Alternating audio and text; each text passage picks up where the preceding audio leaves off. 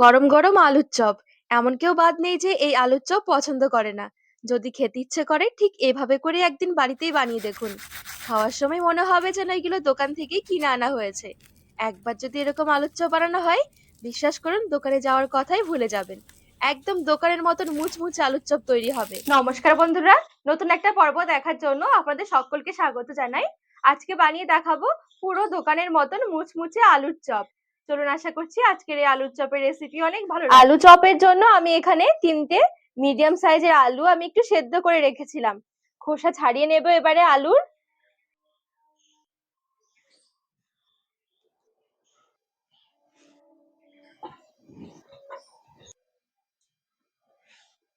আলুগুলো হালকা একটু ম্যাশ করে নেব। আলুর চপের জন্য এবারে আলুর পুরটা তৈরি করে নেব। আর আলুর চপের জন্য আলুর পুর যত টেস্টি হবে চপও কিন্তু তত বেশি খেতে ভালো লাগবে। একদম দোকানের মতন করে পুরটা বানিয়ে দেখাবো। কড়াই গরম হয়ে গেলে অল্প একটু সর্ষের তেল নিয়ে নিচ্ছি। আর এই পুরটা বানানোর সময় সর্ষের তেলটাই নেবেন। ফোড়নে দিচ্ছি 1/2 চামচ 5 ফোড়ন, একটা শুকনো লঙ্কা, একটা মিডিয়াম সাইজের কুচনো পেঁয়াজ, একটু কারি পাতা দিচ্ছি। হালকা লালচে হয়ে আসা পর্যন্ত পেঁয়াজটা একটু ভেজে নেব। এখানে রয়েছে 4-5টা রসুন, একটু আদা আর 2-3টে কাঁচা লঙ্কা আমি একটু থেতো করে রেখেছি। এটা বাটার চেয়েও একটু থেতো করে দেবেন, ফ্লেভার সুন্দর আসবে।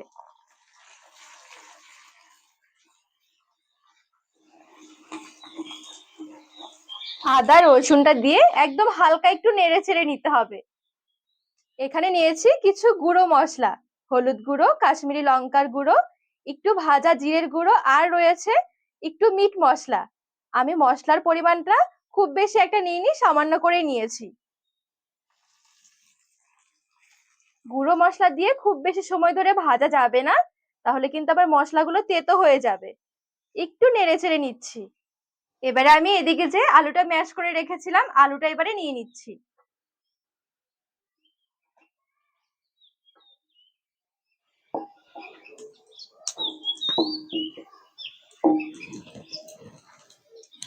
স্বাদ অনুযায়ী এবারে দিয়ে দিচ্ছি লবণ। ভালো করে নেড়ে চেড়ে এবারে মিশিয়ে নেব।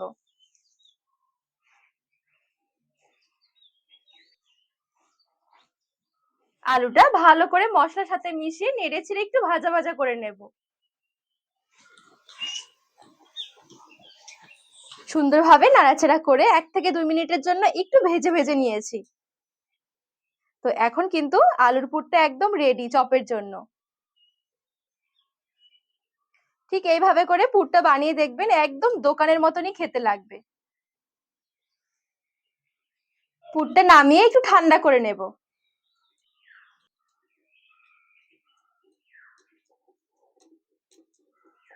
আলুর পুর ঠান্ডা হতে হতে আমি চপের জন্য ব্যাটার তৈরি করে নেব।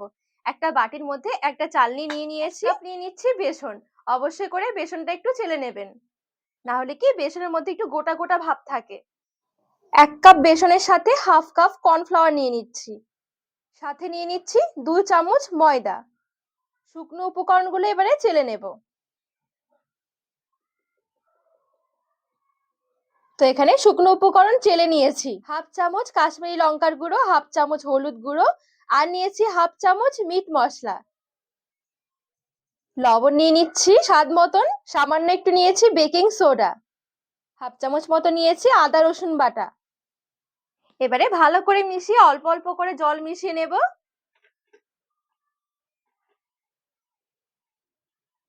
জলটা কিন্তু এখানে একবারে অনেক বেশি দিয়ে ব্যাটার বানানো যাবে না, একটু ঘন করে ব্যাটারটা বানাতে হবে।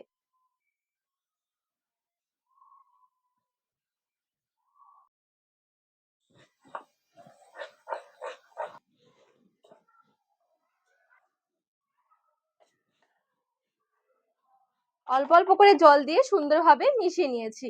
ব্যাটারটা একটু ফেটিয়ে নিতে হবে।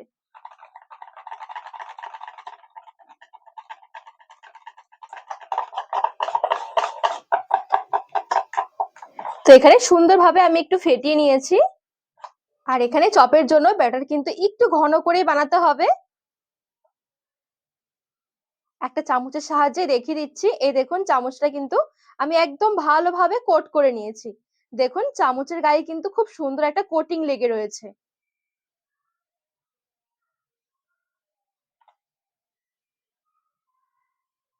আর তাছাড়া একটু আঙ্গুল দিয়েও দেখিয়ে দিচ্ছি।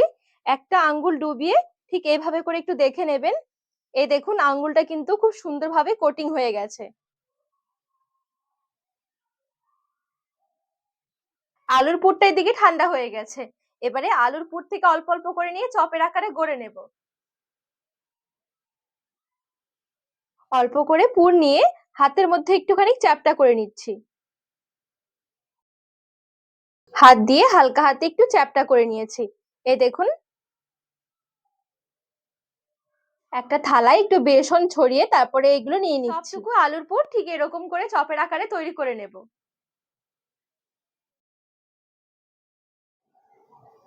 এই দেখুন সুন্দরভাবে তৈরি করা হয়ে গেছে।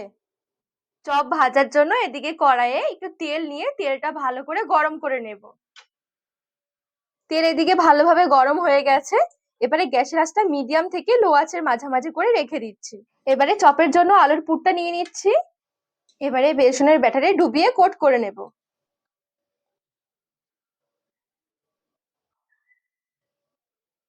কোট করা হয়ে গেলে আমি তেলে ছেড়ে দিচ্ছি।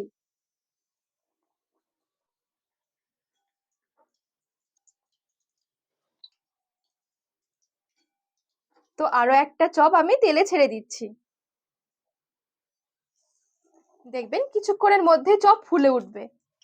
সাথে সাথে কিন্তু এটা উল্টে দিতে হবে।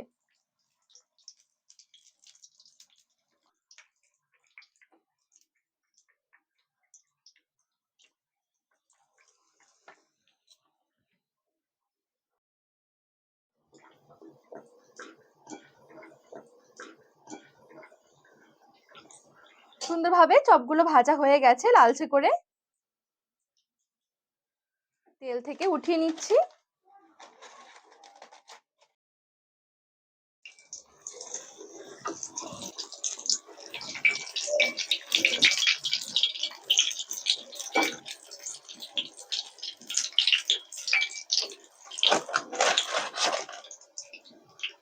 গরম গরম এই আলুর চপগুলো জাস্ট একটু বিট লবণ ছড়িয়ে পরিবেশন করে নেব। শুধু একবার দেখুন কতটা সুন্দর হয়েছে। এরকম আলুর চপ তৈরি করলে দোকানে যাওয়ার প্রয়োজন পড়বে না। বাড়িতেই এত সুন্দর চপ তৈরি করে নিতে পারবেন। একবার খেয়ে দেখুন, দেখবেন মনে হবে দোকান থেকেই কিনে আনা হয়েছে। যদি বিকেলে বা সন্ধ্যের আড্ডায় যদি এরকম চপ থাকে তাহলে তো কোনো কথাই হবে না।